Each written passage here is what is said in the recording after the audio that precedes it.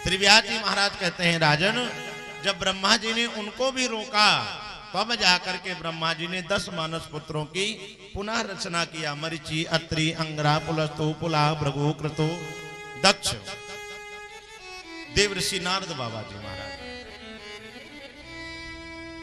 10 मानस पुत्रों की ब्रह्मा जी ने पुनः रचना किया। 10 मानस पुत्रों की जब ब्रह्मा जी ने रचना किया है तो उनमें से सारे बच्चों का विवाह हुआ, एक बच्चे का विवाह नहीं हुआ। वो कौन है?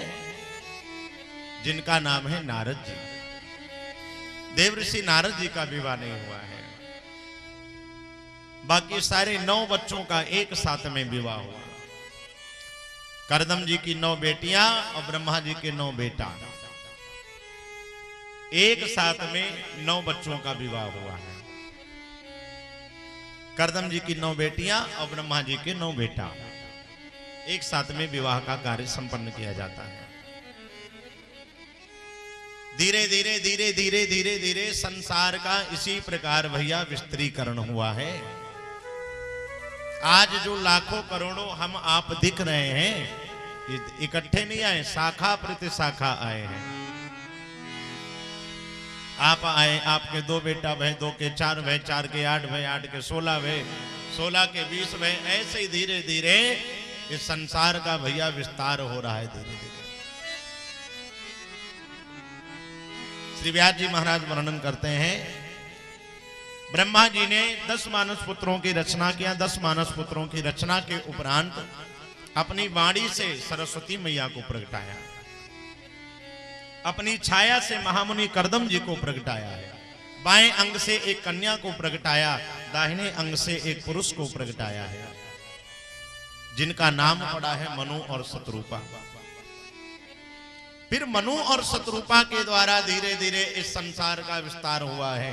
3 बिटिया वही हैं, 2 बेटा भय हैं। बिटिया कौन कौन? आकुति, देवहूति, प्रसूति, प्रियव्रत और उत्तानपाद।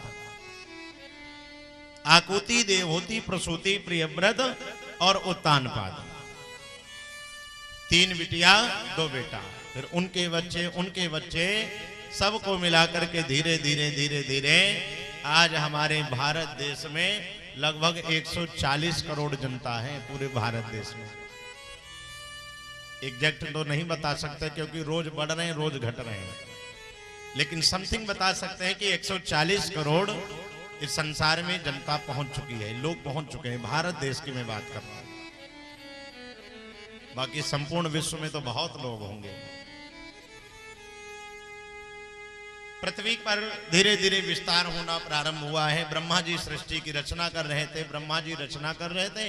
इधर पृथ्वी का ही पुत्र हुआ है जिनका नाम पड़ा है भैया हिरण्यकश्यप और हिरण्याक्ष। ये हमारे आपके बहुत ही करीबी क्षेत्र के रहने वाले हैं। कहां के? हरदोई जनपद के। हरदोई के जो लोग रहते हैं जानते होंगे आप लोग, देखे आज भी वहां के लोग रा बहुत कम कहते हैं। अगर हल्दी कहना होगा हद्दी बोलेंगे, मिर्चा बोलना होगा मिर्चा बोलेंगे, मिर्चा हद्दी वाने कद्दई। तो हरदोई पहले कहते हैं लोग, नाम था हरिद्रोही, क्योंकि हिरण्यकश्यप वहां रहता था, उस जगह का नाम था हरिद्रोही। लेकिन धीरे धीरे लोगों ने और विशेषता निकाली। क्या निकाला? कि भगवान हरि ने 2 बार अवतार लिया है, इसलिए उस जगह का नाम पड़ गया है हरदोई। पहला भगवान ने अवतार लिया नरसिंह अवतार, दूसरा भगवान ने अवतार लिया है वामन अवतार। वामन अवतार भगवान ने लिया, 2 बार प्रभु ने अवतार लिया है, इसलिए नाम पड़ा है हरदोई।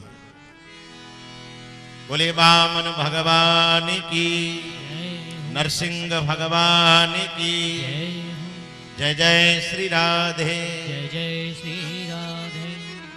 भगवान हरि ने 2 बार अवतार लिया है।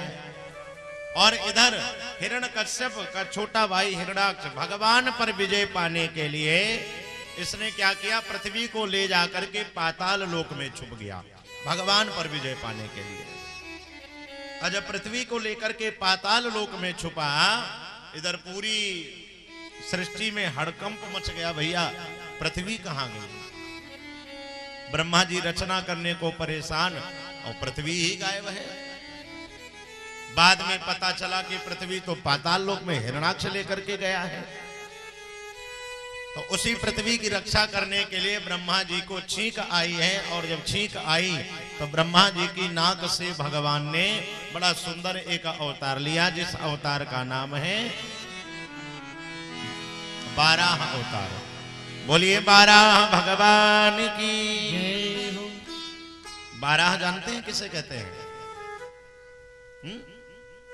नहीं जानते तो जान लीजिए। गांव की भाषा में तो लोग सुअर बोलते हैं, शास्त्रवत उसको बारह अवतार का नाम दिया गया है। सूकर भी कहा जाता है, और बारह अवतार भगवान ने लिया। जब वामन भगवान ने 12 अवतार भगवान का हुआ, भगवान पृथ्वी को बचाने के लिए जाते हैं पाताल लोक में। पाताल लोक में आज मेरे प्रभु पहुंचते हैं और हिरणाक्ष का भगवान ने वध किया। हिरणाक्ष का वध करने के बाद इधर सारे देवताओं में आज चहल पहल मची, जय जयकार होने लगी है। और इस प्रकार पृथ्वी को भगवान ने हिरणाक्ष के बंधन से मुक्त कराया, और पुनः ब्रह्मा जी ने सृष्टि की रचना करना प्रारंभ किया है। बोले भागवत महापुराण की जय हो। इस प्रकार धीरे धीरे धीरे धीरे संसार का विस्तारीकरण हुआ है। इसी दिन से हिरण्यकश्यप भगवान नारायण को अपना शत्रु मानने लगा। कभी विचार किया कि भगवान नारायण से बैर करता है तो ये बैर क्यों करता है? भगवान नारायण से बैर करने का केवल एक इसका लक्ष्य था, क्योंकि भगवान श्रीमान नारायण ने हिरणाक्ष का वध किया था। इसलिए कहते हैं एक भाई घर में कितना भी क्यों ना बैरी हो, लेकिन युद्ध मैदान में अगर बात आएगी तो भाई भाई का संकट देख नहीं पाएगा।